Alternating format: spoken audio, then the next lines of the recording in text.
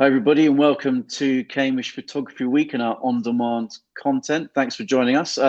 Delighted to have Mark Box with me today. And Mark, as well as having a full-time job, has a pretty big photography project, editorial project called Humans of Cambridge. So we're going to talk about how on earth you create that kind of happy balance between photography, work, and life. So thanks for joining, Mark. Good to have you here. Good to be here. Yeah, thank you. Good stuff. And let's start off with you just telling us a bit about yourself, what you do at the moment, and what's I suppose got you to this point. Okay, so I work for Cambridge University Library, and I work in the digital content unit, and my main role is to digitise the collection. I'm currently working on the Darwin Conservation Project. And that's digitising all of his manuscripts, letters, correspondences. And recently I photographed the Tree of Life, which is quite a cool thing to do, wow. Which is in the exhibition. And I guess from there to what I'm doing with the Humans of Cambridge project, that kind of happened just after the lockdown.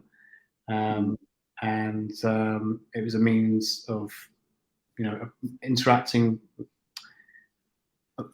with people, because people have been isolated for quite a while at that period. And for me, because I'm quite a social person, and in a previous job that I did where I was a club photographer for 10 years, where I was surrounded by people, I kind of needed that interaction again. So I used that as kind of a platform to or an excuse to be able to approach people. And I've always been interested in people and portraits. So for me, it started off just capturing people at that period of time, the portraits, the mood. And I guess it was quite solemn and lonely at that time. So I kind of wanted to capture people's reflections. Yeah. And how many, so how long so the Instagram account's been going on for what, 2 years now, or over 2 years? Yeah. It first started off in, I think officially it was November 2020. Yeah, November 2020. So yeah, it's come up to nearly 2 years now. And how many photos have you got up on there at the moment then? Oh, let's have a quick look. I have blah blah blah blah blah. Well, there's over 1,500 posts on there. You committed to one a day, is that right?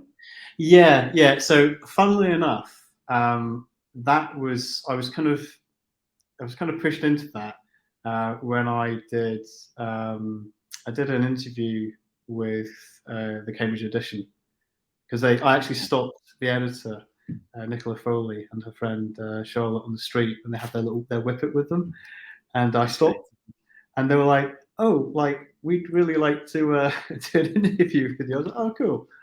And when they actually published it online on the magazine, it said that I do photo a day, and I was like, "I'm gonna have to stick to that." Cheers, guys. Yeah. But originally I was photo dumping. I was getting very excited. I'd get if I got 6 or 12, I would get them out there. I was really happy to share them. But then I realised that maybe that was a little bit too much. I was taking a bit of the magic away from it. So for me, that was having that written up and being, I guess, kind of forced into doing one a day has actually been a very good thing. And to be honest, even though I go out every single day, I don't always capture someone, because it is hit and miss. Some days I'll get one person, some days I'll get half a dozen or 12.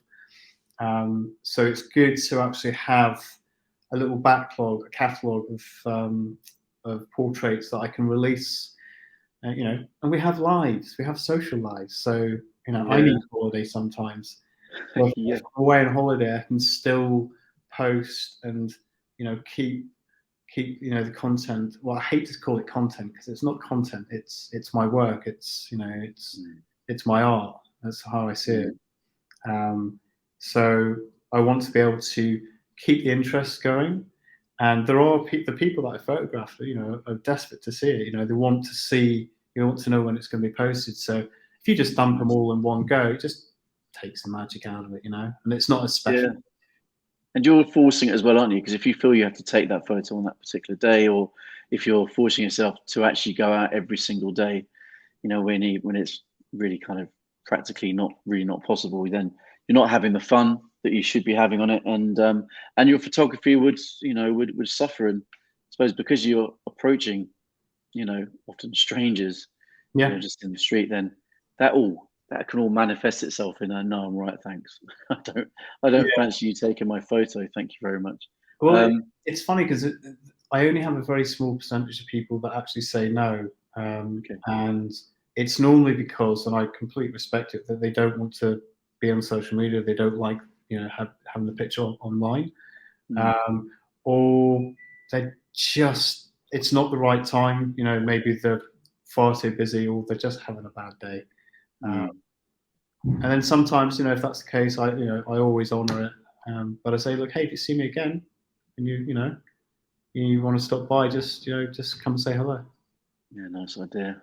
And what's the so what gets you that good hit rate in terms of people saying yes? What's your way of doing that? Of getting that As in interest? approaching people, Yeah. um, yeah, it always starts with a compliment, and I think I just did that intuitively. Mm. I'm a very complimentary man. Um, it's, for example, it's my colleagues at work. If one of my female colleagues, if they've washed their hair, I'm like, oh, you've done something nice with your hair. They're like, no, I just washed it, but thanks for noticing. Yeah. Yeah. Oh, yeah. I've done that before. Yeah. Um, but I noticed that, and so I've done that intuitively. And for me, I always compliment, because if I see somebody that has caught my eye, and it could be anything, because they have really cool looking hair, or they're wearing bright coloured clothes, or they've got a cool pattern on what they're wearing, or Mm. nice trainers, or maybe just I've picked up in their personality. I get their vibe. Mm. Um, and this is what I always approach with, because by approaching that way, you're complimenting on something that you like about them. So you're generating a kind of a similar interest in each other, uh, Mm. or you're investing in them. Mm. And I find that that's always a great icebreaker. I did do a little trial one day, and I thought, I'm just going to ask people straight up, can I just take the photograph, the portrait? And 9 out of 10 times, people were like, no, see you later. Oh, Just really? Okay. it's a weird Yeah. approach. Mm. So I always find that, yeah, just connect with them with something that you've noticed about them, Mm. because just noticing someone, it's that today I stopped a Polish lady, and she was a bit apprehensive. And I said, "Oh, I love your colours. You've got a great thing going there." And then I was like, "Oh, your shoes as well. They're really cool." And then I said, "Have you heard of Humans of Cambridge?" Because before, not many people did, but I would always say, like, "I'd love to take your portrait." So again, you're Mm. investing, you're showing enthusiasm, um, and a small compliment can really make someone's day. Mm. And that really shows in some of the photos as well. If people are quite, some people have never been approached before, don't get approached. So yeah, it's nice. It's nice to get that. So you're getting that engagement. So they're giving you something back for it as well. Yeah, yeah, good idea. That's nice way, and that builds that rapport, doesn't it? That connection, and can be the create the centerpiece for whatever photography your shots you're taking. Should we dive into some of the shots then? Yeah, of course. Yeah. So you say was this one of your first one? Was this one of your pioneering shots? Yeah.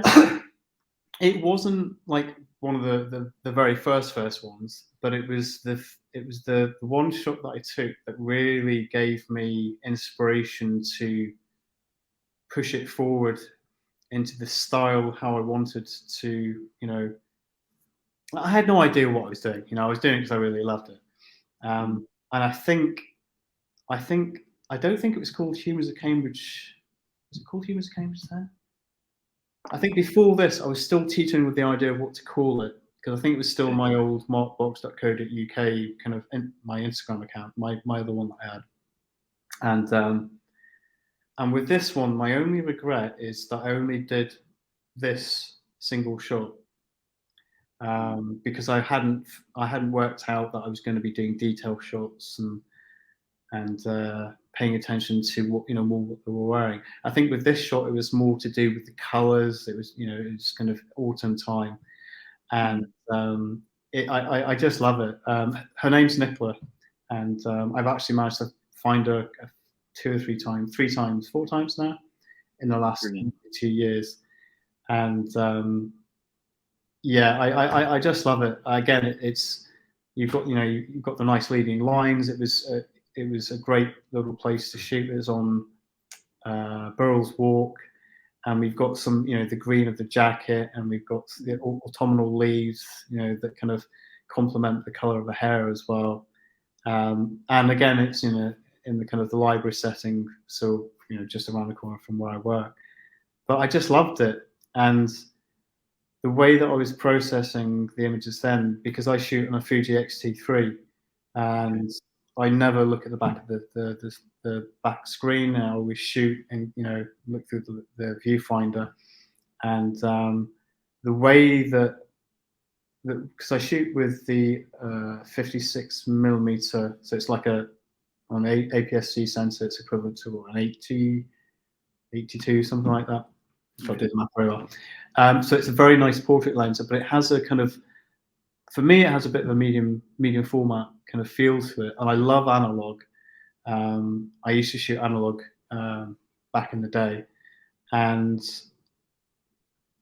I just the whole portrait aspect of it, and just the aesthetic of it, I just really liked it, and I guess I was very pleased with this shot, and I just wanted to keep recreating this kind of look, this feel. So yeah, so thank you, Nicola, for being my inspiration. Is she a student then? There's yes, yeah, in there. Okay. Yeah. What was she? What was that? What was the image on the edge? I think it's called. Okay. Well, is that what it says? Image on the edge on I think the book. so. I think so. How fitting. There you go. It was meant to be. It was meant to be. It was serendipity. Brilliant. And let's go on to the next one then. So recognise that bridge. Yeah, lovely. Yeah. So I was saying to you before, it feels there's a bit of a Hills Are Alive feel to this. Yeah. Do you know, my colleague said that as well, and it was really nice because I spotted her. I loved the jacket that she was wearing, and I think this is the thing that I started noticing was I've been in Cambridge for 20 years, and the students after the lockdown and beyond there as well, I hadn't seen such a really nice mix of different characters. Very, they express themselves very vividly, very visceral in the way that they dressed, and I really like this. And for me, I just wanted to kind of capture that, but not only capture what they were wearing, but kind of a bit of like who they are as well as a person, So this lady here, she was actually quite timid, and I thought, okay, this isn't really quite working. So I said, just give us a little twirl, like well, I don't mean it like that, let's. If you twirl around for me, and after count of 3, and I'll reel some shots, because her dress that she had when she was moving around, I saw it moving. I thought, well, this would be really nice to capture as well. Nice. So we did that for about like 20 seconds or so, and she was really enjoying it. And she went from feeling quite timid, quite nervous, to being a bit more confident, because when you make it fun, I never say to them like I never want them to pose. I just say if you feel uncomfortable, stick your hands in your pockets, if you just want to be silly, because I want to capture the essence of who you are, and I think this image captures it beautifully. I was really happy with that. Yeah, it's lovely, and I like what you've done there to kind of make her feel at ease. Because I suppose the less she feels that someone's taking photos of her, the kind of the better in a way. She's just being herself rather than it feeling like a Exactly. And professional shoot. and It's the thing with each subject that I shoot as well, I have maybe 5 minutes tops with them. Sometimes sometimes 60 seconds, like I did with Dr. Pixie, who I spotted. Um, oh god, maybe like quite a long time, maybe like a year or so ago. And I'd seen her on the train when I used to go to London all the time, and I'd always like try and say hello to her. And she was always like, very stern face, would never smile at me, never acknowledge. Because I bumped into her in Borders many years ago when I worked there, and I recognised her. And I said, "Oh, you're," and she said, "You don't even want to know." And I was like, okay. So ever since then, I've been on a mission to try and to at least get a smile, a greet from her. And then when I stopped in the project, I thought, oh, it'd be so good. And I saw her loads. I thought, oh, it'd be great to to get her on board. And then I saw her walking down the street, but I didn't recognise her. And she had this wonderful kind of like leopard print almost dress on. And I ran up to her, and the first thing I said was, I know that I know you, but that's not the reason why I've stopped you. And she was like, okay. And I showed her the project, and she went, okay, you've got 60 seconds. I was like, okay. And it was brilliant. She was like happy, and she had a great time. And I was like, yes, yes. Lovely. Nice. Yeah, and there's an element of being opportunistic as well, isn't there? Yes. Taking that chance and asking the question. If you don't ask the question, you're guaranteed of not getting Yeah, getting the answer you want. very true. So let's yeah. So tell us a bit. So tell us about a bit about this one. So this is actually Dr. Daisy Dixon. Okay. I met her through another photographer friend, Martin Bond, and we became quite good friends. And with Daisy, she's again, it was the red hair. I did some images before. I actually did a little shoot with her, and she's just very striking. And for me, and she's got this very interesting dress sense. She's very into the kind of medieval, kind of midsummer sort of thing, Okay. Yeah. um, and she expresses that in the way that she styles herself in her garments. Um, but I think with her, it was really nice because I was capturing a moment when we were just having a laugh, and I was just taking the shots as we went. And she did feel comfortable in front of the camera in that way. So this was more kind of an impromptu one, not one where I would actually stop someone on the street. But this was kind of, it did form part of Humans of Cambridge little series. I think she had a big hat on as well, and it was just very kind of quintessential, kind of English kind of rose sort of thing. And it was more to do with her emotions, her expressions, and she's genuinely very happy here as well. Mm.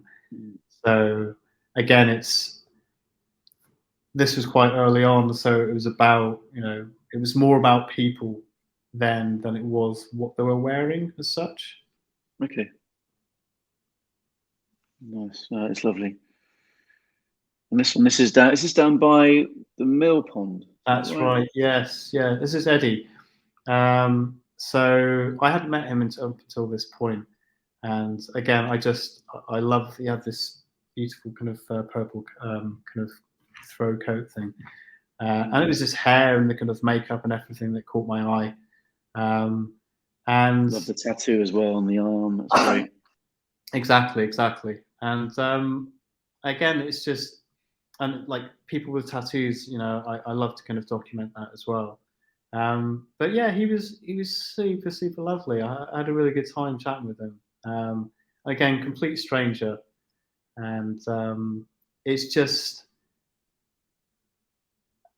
this is the thing that I love about the project is you get to meet so many fascinating, interesting people from all walks of life, and it's just if I didn't have the camera with me as an excuse to approach people, you wouldn't really be able to kind of make these new connections.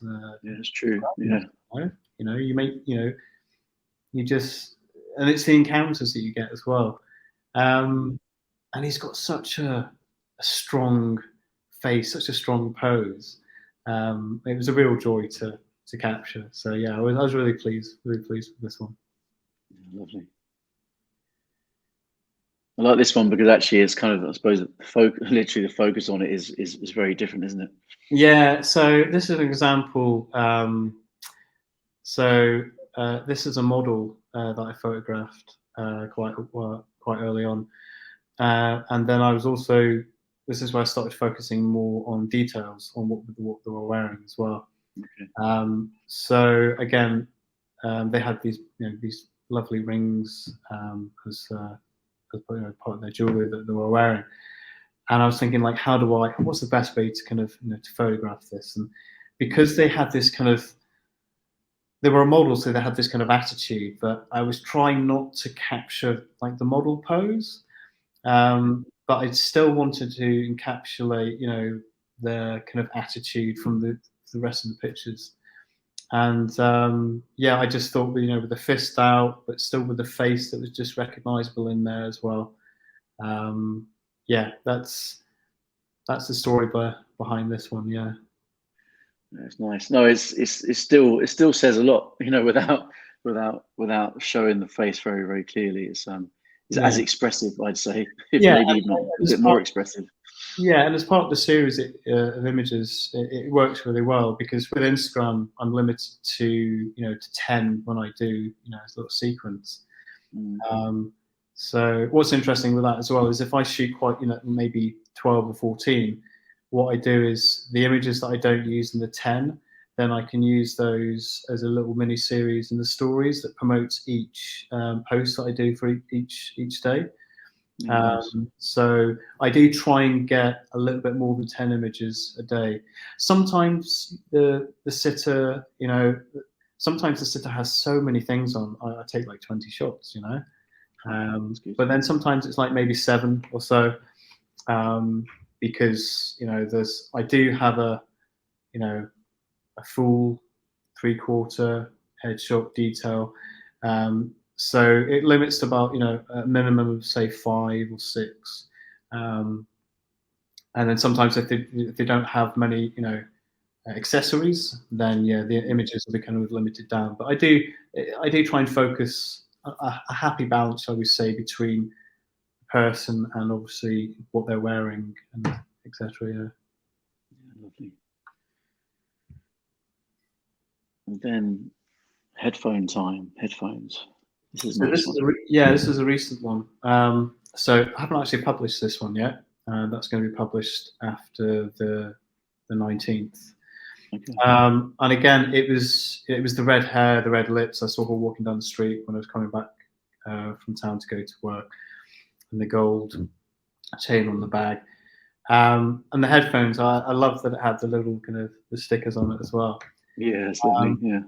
Yeah. So and she had also with this image as well. She had these really cool kind of black and white trousers. So as a whole, I thought, that's the first thing I saw. So I said again, I love your outfit, very cool. And I showed her the project, what I do, and what it was, and she was more than happy to do so.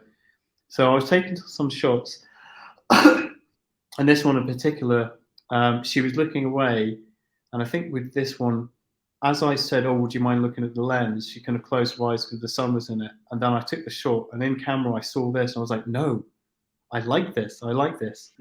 So I got her just to kind of close the eyes because I've done that before, where I've had another woman who we had the sun right in the eyes, and it could be, I do try and keep it short when that's happening, and it seems to work, with the eyes closed, because then they're absorbing the sun, that you're capturing that moment when they're actually just soaking in the rays.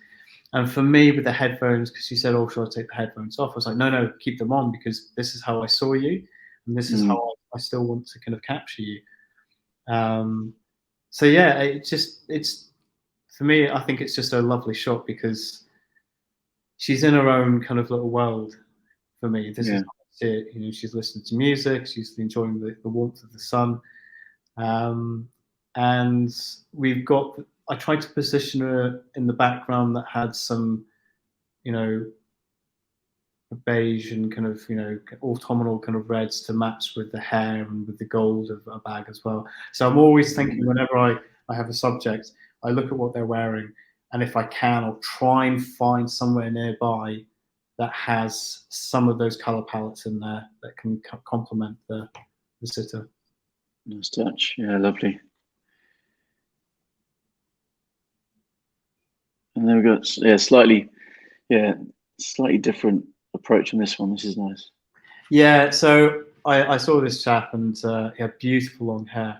And I think that the main focus for me, he has such strong features. Very, you know, very, Yeah. you know, very handsome man. And he wasn't very smiley. And I did my, his actually, funny enough, his favorite photo was the one where he was smiling. Because I know some people can be, don't like smiling because they might be self-conscious about their teeth or whatever. So I try and pick up on that. So I got him to have a little giggle because I've got this little line that I always say, and I'll do the full shot and then I'll go for the close up and then I'll say, "Oh, you've just found out you've won 1,000,000 potatoes." And it's a 50-50 reaction. Sometimes they'll be like, "What?" And I'll capture that, or they'll just, you know, have a proper little giggle. And Yeah, nice. That's the moment. That's the little decisive moment that I try and capture because you're capturing their personality. So yeah, he that was his favorite shot from the series. But with this one, it just I think also that would make a beautiful black and white shot as well as a portrait. Okay. Yeah. Yeah. And yeah, that's for me. It was more focused on the face with this gentleman. He yeah, stunning, really good features, and I wanted to focus, you know, more on that. Interesting chap as well. You know, sometimes they'll share their accounts with me because, you know, these people sometimes do really cool things. You know, I think this guy was a bit of a traveler and did he does like a meditation kind of um, little video things where, you know, encouraging kind of words, and yeah, it's good. And you meet people that are doing things for, you know, for not just for themselves but for, you know, to help other people as well. And yeah, it's again, it's just interesting meeting all these, you know, these interesting new people. And you know, there's every single day you're surrounded by, you know, other humans, and they all have stories to tell, and they all have something about them. And so it's great having a project like this that kind of brings that to everybody and gives these individuals a chance to share a little bit about themselves as well. It's really nice. Yeah. And So yeah, yeah, different one with this approach. Nice handbag. Love that style. It's good. yeah. So this human, I forget her name, bless her. I photographed her a few times. She was very colourful. She has a lot of these really cool outfits, and again, this was at the period where I started focusing on the details, and not just, you know, just the face and the person. And this is just part of a whole, you know, eclectic outfit that she had on. And I just love I love the heart, and I love the contrast between the white boots. So yeah, and weirdly enough, the actual image itself and the colours. There's a photographer, David LaChapelle, and he has, you know, that kind of reminded me of the kind of work that he does as well. Okay. Completely unintentional, but it's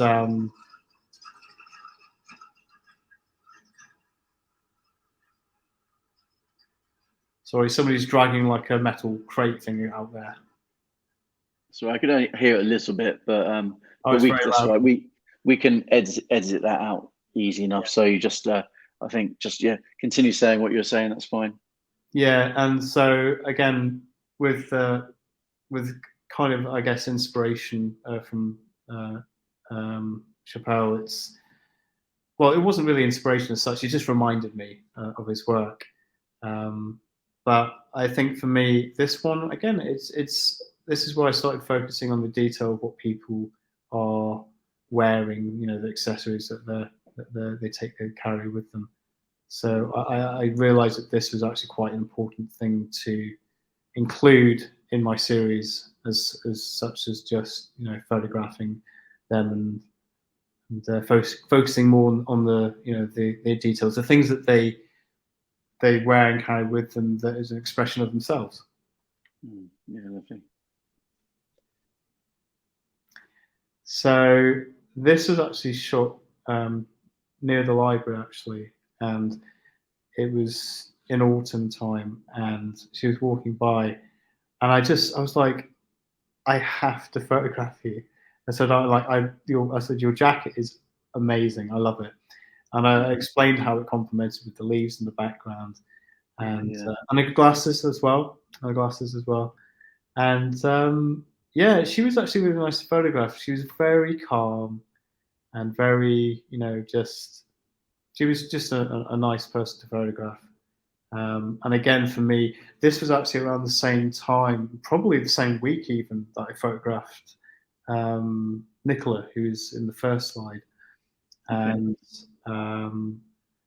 that was a nice period. I do like the autumn time because people really get into the color schemes around autumn as well. So it's really interesting to see how people dress and kind of match their surroundings. Yeah, yeah. And yeah, this is just an example of that, really. Yeah, that like the matching of her coat with the autumnal leaves. That's a lovely touch. And yeah, those glasses are pretty cool as well. It's nice. Yeah. I think I did comment on those glasses. Yeah. And then I think this is our last one of the selection. I mean, obviously, they go to your Instagram account. You know, we've got a link in the description below this video to look at more. But this is the last of the handpicked ones for today.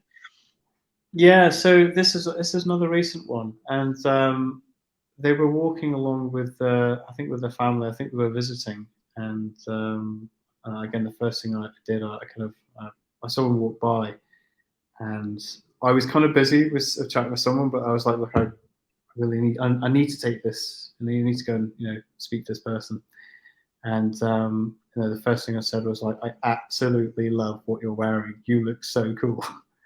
And they were really, really taken aback by it. And they had a real kind of culture club, Boy George kind of look going about them. Yeah. So Okay. for me, that's something that I could relate to. Because I remember, watching them on Top of the Pops back in the day. Yeah. And yeah, just again, a beautiful human being, and it was just really nice to. I think what was really nice about photographing this human was because I'd obviously complimented them and liked how they looked. It really showed out in the image as well. You could see that they were, that they were proud of like who they were as well, and I think that really kind of shined through. So I think it's really important to engage on that kind of level because again, people I'm meeting are complete strangers, and I think what I found really good about it, which has made me want to continue the project, was how willing people were having a complete stranger approach them to take their photograph. Nothing weird about it. Nothing kind of odd. There's a genuine interest that you're investing in them, and I think what's really nice. And again, I've touched on this before. Some people don't really get asked to have the photograph taken, and or might not think they're very photogenic. But then I always try and capture how I see them, because everyone sees themselves as you look at yourself in the mirror. You don't see how other people see you. So I think, this is a really nice way to kind of show them, the sitter, how the world sees them. Yeah, definitely. And And it's this is how I saw this person. I just thought they looked super cool, so I was like, I want to share this with you. and everyone you talk to, it puts a smile on their face at me. I feel you're yeah. We need to. It's nice that people can be approached, especially when this day and age when we've got obviously mobile phones, plenty of distractions in life, plenty Yeah, of things going on. Is to just to take some time, time out, just to have a conversation and get to know somebody. So you've yeah, got so you're posting, getting something out there every day. You're you've got 1,500 photos on Instagram. It's a lot. It feels like a lot of work. So we touched on some of it already, but kind of how do you manage? If anyone else is thinking about, well, I've got a project I want to focus on, I want to maybe do something myself. How do they balance that with just the busyness of life? yeah. So when I first started doing this, I would say to the people I photograph, like, oh, it'll be on by the end of the day, by the end of the day. So I would go back to my day job. So again, just to touch on that, I do all of this on my lunch break. So I've got like maybe 45 minutes um, time, and then I would go back, and then I would quickly try and get all of them out because I'd made a promise that they'd be there soon. Mm, And then I just found that was too much, or I was having to edit the photos in my afternoon break time when my colleagues would be sitting, socializing, having catching up. I was kind of missing out mm, on all that. And then obviously I was photo dumping, and then I was done, and then I have to go out and do it all over again. So I give myself quite a big task, um, mm, and then I got to realise that I don't have to post them so soon. I felt like I owed something because obviously I'd taken a photograph for them. I felt like I owed them something back. I needed to give them, the images online as soon as possible. mm. But then, yeah, I found it just wasn't really working for me. And again, I was just working and then doing this and then working and doing that. So then I started to do it just maybe the next day sort of time. And again, this was before I was doing like one a day. I was still Mm. dumping two or three a day sort of time. But then I would go home after work and then edit the photos. So then I realized that I was working all day and then I'd come home and then I'd work again. So I was kind of like, oh, No, God, yeah. yeah. But you have to find time sometime. So it's how you allocate the time that you do. So now when I photograph the images, so say I go out like today, I'm not posting anything until after the 19th, but I managed to capture two humans for later on. Okay. So I don't even think about editing them. I haven't even looked at the images yet because I know that obviously the shots that I take in camera, looking through the viewfinder, Mm. I know which ones are going to work. So I haven't even thought about that, which is great because it's not on my mind. I can focus on the day to day of my job, and I can socialize. And I've got afternoon break later on today, and that's great. If I'm, for example, I do some overtime and I've got a bit of spare time sitting on the front desk, I can do it then. If I have like 12 images to do, and that could be like maybe 120 images that I need to sort out from maybe 200. Because normally when I take a shot, each shot that you see is a pick from about two or three. Okay. I always try to make sure that I've got the exposure, the focus right, the composition, because I always try and composite in camera, so there's very little Okay. kind of editing later. Yeah, Uh, nice idea. Yeah. yeah. So I do try and make life easier, but it's important to try and get it in camera because that's it's once you can nail that, then you're good at what you do, and you know what you're doing. So now I'll maybe just edit one set of images, and that can be done quite quickly. And because I've got my workflow now, I've been doing it for such a long time, it doesn't take a long time to do at all. And it can be quite daunting when I've got 12 portraits to go through. I'm like, oh, I don't really want to do all this now. So I will just limit myself and go, okay, I'll do this one now, and then maybe I'll do another one, if I've got time, 5 minutes into my lunch break before I go out, or when I get home, I'll just do a little quick edit sort of thing. If I'm in the middle of doing something, so a really good way of allocating your time is, say you're cooking something at home and you've got, 20 minutes and the sausages in the oven.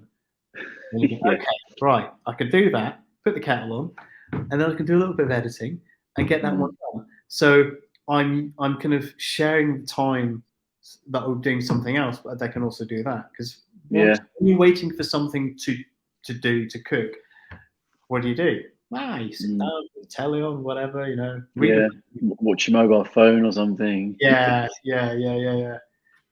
So again, it's important to just choose the right time. And then sometimes the reason why I like to create a backlog of images is sometimes I'm just knackered, or it's raining. And it's nice to have a day off not doing it. So if I can do just a small, if I can go out and photograph 3 people, that's Monday, Tuesday, Wednesday for me done. And I've got those, shall we say, in the bank. So it means that I've got the weekend where I don't have to go, oh, I need to go and get some more images all the time, because I've got them there. And if I haven't got any images and I've run out of people, then what I've done is to give myself some time back. On Thursdays, I do like a Thursday throwback. So I claim a day back, which is great. Yeah. And then sometimes I'll create a reel of some images from the previous month. So that gives me another day back, So, and I don't go. I try not to post too many. I try and give myself weekends off. So I don't really post on Sundays, and maybe sometimes Saturdays. Before I was, but then I was going, well, that's eating up 2 days that I could have to post. I don't have to. There's no all laid down. And again, I think that's coming back down to me wanting to give back, share what I've taken with the actual sitters themselves, because, I do get some people saying, like, when are they going to be online? And I have to say, sometimes there's a queue of people that were before you, so I do it in sequence, just to keep people happy.